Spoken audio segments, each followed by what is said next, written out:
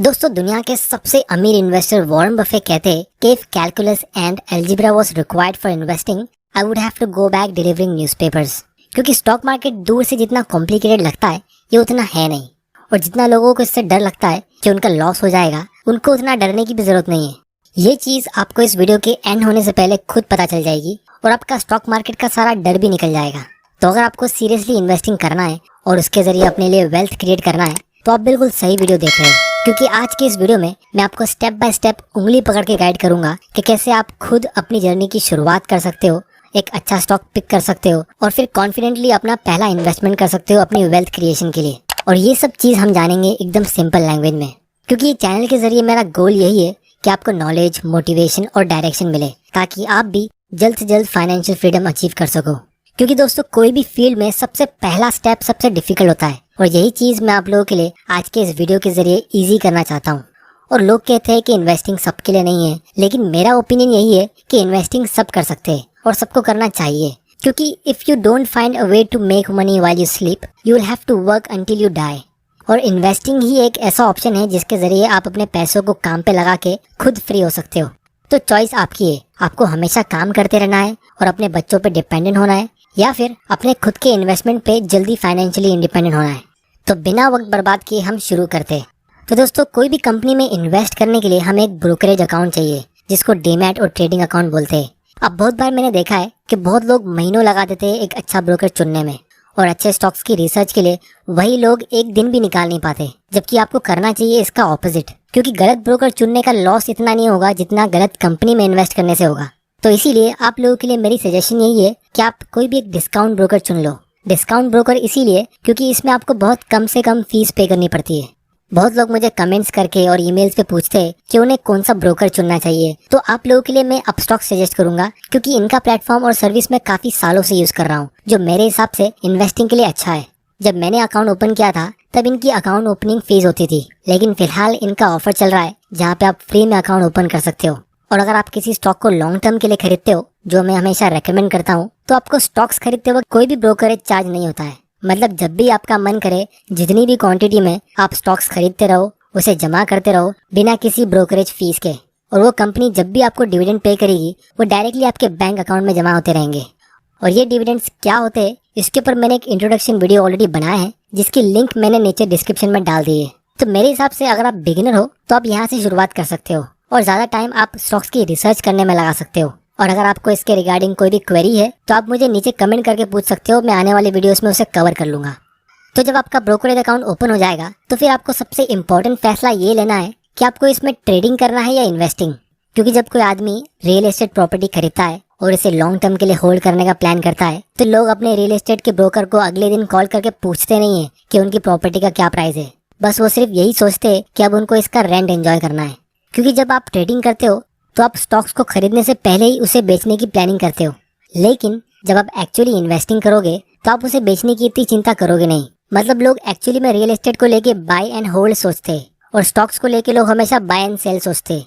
और इसीलिए real estate में लोगों की वेल्थ क्रिएट होती है, क्योंकि वो उसे लॉन्ग टर्म के लिए कंपाउंड होने देते हैं। और इसके ऊपर भी मैंने एक डिटेल वीडियो बनाया है, जिसकी लिंक मैंने नीचे डिस्क्रिप्शन में डाल दी है। तो जब आपने डिसाइड कर दिया कि आप इन्वेस्टिंग करोगे और कंपाउंडिंग के जरिए अपनी वेल्थ क्रिएट करोगे, तो उसकी शुरुआत करने के लिए आप लोगों को मैं कुछ इंपॉर्टेंट एडवाइस देना चाहूँगा। सबसे पहले तो ये कि आपको कोई एक ही कंपनी का स्टॉक चुनना चाहिए। क्योंकि अगर आप 1000 रुपये इन्वेस्ट कर रहे हो और आपको उस अमाउंट को भी डाइवर्सिफाई करने का मन कर रहा है, तो इसका मतलब ये है कि आप शुरुआत से ही स्पेकुलेशन कर रहे हो। बहुत सारे बिगिनर्स जब स्टॉक मार्केट में एंट्री करते तो वो एक साथ बहुत सारी कंपनी के स्टॉक्स खरीद लेते, और वो ऐसा इसलिए करते क्योंकि वो स्टॉक्स को लॉटरी टिकट समझते, और इसीलिए एक एक टिकट अलग अलग कंपनीज का खरीद लेते कि इतनी सारी कंपनीज में से एक ना एक की तो लॉटरी लगेगी। लेकिन दोस्तों, हमको ये नहीं करना है। स्टॉक्स लॉटरी टिकट नहीं होते और ना ही हमें स्पेकुलेशन करना है। हमें एक्चुअल इन्वेस्टिंग करनी है और उसके जरिए वेल्थ क्रिएट करना है। और दूसरी वजह इसकी ये भी होती है कि जो बिगिनर इन्वेस्टर्स होते हैं, वो बड़े बड़े इन्वेस्टर्स के पोर्टफोलियो को कॉपी करने की कोशिश करते हैं। लेकिन ये बड़े बड़े इन्वेस्टर्स बहुत बड़ा अमाउंट इन्वेस्ट करते हैं, और जब वो इन्वेस्ट करते तो वो एक साथ 10 कंपनीज नहीं खरीदते। वो उनके सालों के एक्सपीरियंस के बाद एक एक करके अच्छे प्राइस पे बिजनेस को समझ के उसे अपने पोर्टफोलियो में ऐड करते हैं। तो अगर आपको उनको कॉपी करना ही है तो आपको सही तरीके से करना चाहिए। मतलब आपको उन सारी कंपनीज को अच्छे से समझना चाहिए, फिर उसे सही प्राइस पे खरीदना चाहिए। क्योंकि पीटर लिंच का एक सिंपल कोड है जिसे मैक्सिमम लोग मिस कर देते हैं, कि behind every stock there is a business, find out what it is doing. तो अब सवाल ये उठता है कि हम पता कैसे लगाए व्हाट इट इज डूइंग, कि कंपनी करती क्या है और उसका परफॉर्मेंस कैसा रहा है। तो दोस्तों इसके लिए मैं यहाँ पे आप लोगों को एक वेबसाइट का नाम बताता हूँ जहाँ से आप पता लगा सकते हो कि कंपनी परफॉर्म कैसा कर रही है। ये वेबसाइट है टिकर टिप। इसका लिंक मैं नीचे डिस्क्रिप्शन में डाल देता हूँ, जहाँ से आप अच्छे स्टॉक्स को फिल्टर कर सकते हो और फिर उसे एनालाइज भी कर सकते हो। और इसमें बहुत सारी इन्फॉर्मेशन आपको रेडीमेड मिल जाती है एक ही जगह पे, जो आप लोगों को अभी मैं दिखाने वाला हूँ। तो जब आप इसके स्क्रीनर पे क्लिक करोगे तो आपको हजारों कंपनीज दिखेगी और आपको इनमें से वो कंपनीज चुनना चाहिए जिसकी आपको पहले से नॉलेज हो। लेकिन कंपनी का नाम पता होना ये एक अलग चीज होती है और कंपनी के बिजनेस की नॉलेज होना ये एक अलग चीज होती है। क्योंकि रिलायंस का नाम हम सब इंडियंस को पता है, लेकिन ये बिजनेस करती क्या है और ये प्रॉफिट कैसे कमाती है ये बहुत लोगों को नहीं पता होगा। क्योंकि अगर आप गूगल करोगे तो आपको पता चलेगा कि ये कंपनी एक कंग्लोमरेट है और एज अ सिंपल इन्वेस्टर मैं ऐसी कंपनी से दूर रहता हूँ, क्योंकि इस कंपनीज को समझने के लिए हमें बहुत सारी कंपनीज को समझना पड़ेगा।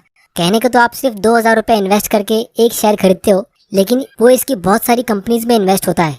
तो इससे अच्छा आप इंडेक्स फंड या ETF ले लो, क्योंकि इंडेक्स फंड से आपको थोड़ा सेंसिबल डाइवर्सिफिकेशन मिलेगा और वो कभी बैंकरप्ट होता नहीं है।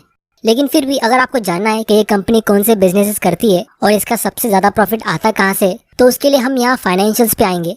फिर यहाँ पे आके आप या तो इन्वेस्टर प्रेजेंटेशन ओपन कर सकते हो जो स्पेशली हमारे लिए बनाया जाता है, या फिर आप एनुअल रिपोर्ट ओपन कर सकते हो। तो जब आप इसे ओपन करोगे तो आप इसके ओपनिंग के पेज पे रीड कर सकते हो कि इनके 6 बड़े सेगमेंट्स है और सबसे ज्यादा रेवेन्यू इनका पेट्रोल रिफाइनिंग और पेट्रोकेमिकल बिजनेस से आता है। फिर उसके बाद रिलायंस रिटेल और डिजिटल सर्विसेज से आता है, यानी जियो। बहुत लोग रिलायंस का स्टॉक खरीदते हैं सिर्फ जियो की वजह से, लेकिन यहाँ पे आप देख सकते हो जियो इनका एक छोटा सा हिस्सा है। तो कल को अगर इनके पेट्रोलियम बिजनेस में कुछ इवेंट होता है तो इस कंपनी का स्टॉक प्राइस उससे ज्यादा इफेक्ट होगा। लेकिन उसके बारे में तो लोगों को पता ही नहीं होता है कि ये बिजनेस काम कैसे करता है और इनके कस्टमर्स कौन से हैं, इनके कॉम्पिटिटर्स कौन से हैं। और अगर आप यहाँ पे भी देखोगे तो इन्होंने यहाँ पे सामने लिखा है कि इनका business oil and gas refining और मार्केटिंग का है। तो ये था एक डिफिकल्ट बिजनेस का एग्जाम्पल। अब हम एक ऐसी कंपनी को पिक करते हैं जिसके बिजनेस को आप एकदम आसानी से समझ सकते हो। तो यहाँ पे हम पीडीलाइट इंडस्ट्रीज का एग्जाम्पल लेते हैं। लेकिन दोस्तों ये वीडियो सिर्फ एजुकेशनल पर्पज के लिए, ये कोई स्टॉक रिकमेंडेशन नहीं है। इस कंपनी का शायद आपने इतना नाम नहीं सुना होगा, लेकिन इसके प्रोडक्ट्स का जैसे फेविकॉल, फेविक्विक और फेविस्टिक, इन सब का नाम आपने जरूर सुना होगा। तो जहाँ एक तरफ लोग electric motor vehicle, green energy और हाईटेक स्टॉक्स के पीछे पड़े जिनके बारे में उनको ABCD नहीं पता है, और दूसरी तरफ ये कंपनी साइलेंटली अपने हिट प्रोडक्ट्स को बेच के अपना मार्केट शेयर और अपना रेवेन्यू इंक्रीज करती जा रही है, ज्यादा प्रॉफिट्स अर्न करके, जिसकी वजह से ये अपने शेयर होल्डर्स की वेल्थ को कंटिन्यूसली इंक्रीज कर पा रही है। 17 रुपए का इन्वेस्टमेंट अब 1700 रुपए का हो गया है, मतलब 20 साल में 100 बैगर। और इसके अलावा इस कंपनी ने हर साल डिविडेंड्स भी पे किया है। जैसा आप यहाँ पे देख सकते हो, इस कंपनी ने हर साल अपना डिविडेंड इंक्रीज किया है। तो ऐसी कंपनीज के बारे में आपको रिसर्च करनी चाहिए कि इनके प्रोडक्ट्स कौन से हैं, इनके कॉम्पिटिटर्स कौन है और ये उसे कैसे हैंडल करती है। फिर आपको ये रिसर्च करना चाहिए कि ये कंपनी फ्यूचर में क्या प्लान कर रही है, ये कंपनी अपने प्रॉफिट्स को इंक्रीज करने के लिए क्या स्ट्रेटेजी यूज कर रही है, वगैरह वगैरह। तो इसीलिए आप लोगों के लिए मेरी दूसरी एडवाइस ये है कि आपको ऐसी कंपनी और इंडस्ट्री में इन्वेस्ट करना चाहिए जिसकी आपको पहले से नॉलेज है और जिसके बिजनेस को आप आसानी से समझ सकते हो और उसके फ्यूचर को आप आसानी से प्रिडिक्ट कर सकते हो। ये चीज मैं बार बार कहता हूँ क्योंकि अक्सर कॉमन कंपनीज ही बहुत अनकॉमन प्रॉफिट देती है। और वॉरेन बफे भी यही कहते हैं कि I want a simple business, easy to understand, and then I can see in a general way where they will be 10 years from now. If I can't see where they will be 10 years from now, I don't want to invest. तो रिलायंस का petrochemical business, electrical vehicles, artificial intelligence, green energy और ये सब business 10 साल में कहाँ होंगे ये गैस करना थोड़ा मुश्किल काम है। क्योंकि 10-15 साल पहले भी लोग ग्रीन एनर्जी और AI को लेके उतने ही ऑब्सेस्ड थे जितने आज है। जैसे कि आप यहाँ पे देख सकते हो, ये सुजलॉन एनर्जी एक रिन्यूएबल एनर्जी की कंपनी है जिससे लोगों को बहुत बड़ी बड़ी उम्मीदें थी। और ये रिलायंस इंफ्रा जो पहले रिलायंस एनर्जी थी, इससे भी लोगों को बहुत बड़ी बड़ी उम्मीदें थी, लेकिन ये बस उम्मीदें रह गई। क्योंकि होप और एक्साइटमेंट एक अच्छी स्ट्रेटेजी नहीं होती है। लेकिन दूसरी तरफ टेक्नोलॉजी कितनी भी चेंज हो जाए, लोग बिस्किट कौन सी खाते हैं, नूडल्स कौन सा खाते हैं, फेविकॉल कौन सा यूज करते हैं, ये इतनी आसानी से शायद अचानक से चेंज नहीं होगा। और इसीलिए आप इन कंपनीज का आने वाले 10-15 साल का प्रिडिक्शन आसानी से कर सकते हो। और यही कंपनीज होती है जो लॉन्ग टर्म तक टिकती है और कंपाउंडिंग के जरिए अपने इन्वेस्टर्स के लिए वेल्थ क्रिएट करती है। और यही चीज वॉरेन बफे भी कहते हैं कि take Wrigley's chewing gum, I don't think the internet is going to change how people are going to chew gum. Or I don't think technology will change how people drink coke or how they shave. और इसीलिए Warren Buffett पिछले 30-40 साल से continuously top 10 richest man की list में हमेशा रहे हैं। तो फाइनली आप लोगों के लिए मेरा एक इम्पोर्टेंट मैसेज ये है कि आपको कंपनीज की रिसर्च और अंडरस्टैंडिंग में ज़्यादा टाइम स्पेंड करना चाहिए, ना कि उसके स्टॉक प्राइस को देखने में और मार्केट को एनालाइज करने में। क्योंकि विराट कोहली अगर पूरा टाइम स्कोरबोर्ड देखता रहेगा तो एक्चुअल गेम पे ध्यान कौन देगा। तो इसीलिए games are won by players who focus on the playing field, not by those people whose eyes are stuck on the scoreboard. तो स्टॉक मार्केट की सारी नॉइस को आपको इग्नोर करना चाहिए और सारे पंडित्स के फ्यूचर प्रेडिक्शंस को इग्नोर करना चाहिए और बस अपने बिजनेस के बारे में रिसर्च करना चाहिए और इन्वेस्टिंग के टाइमलेस लेसन्स को सीखते रहना चाहिए, क्योंकि लॉन्ग टर्म में वही चीज़ आपके काम आएगी। और अगर आप ऐसा करते हो तो गारंटीड है कि लॉन्ग टर्म में आपका स्कोर यानी पोर्टफोलियो का परफॉर्मेंस बाकी लोगों से काफ़ी ज़्यादा बेहतर होगा। तो दोस्तों, उम्मीद करता हूँ कि आपको इस वीडियो से कुछ ना कुछ सीखने ज़रूर मिला होगा। तो इस चैनल को सब्सक्राइब करना मत भूल जाना और बेल आइकन प्रेस कर देना ताकि आप ऐसे इंपॉर्टेंट वीडियोस मिस ना कर दो। स्टॉक्स को एनालाइज करने के लिए टिकर टिप का लिंक नीचे डिस्क्रिप्शन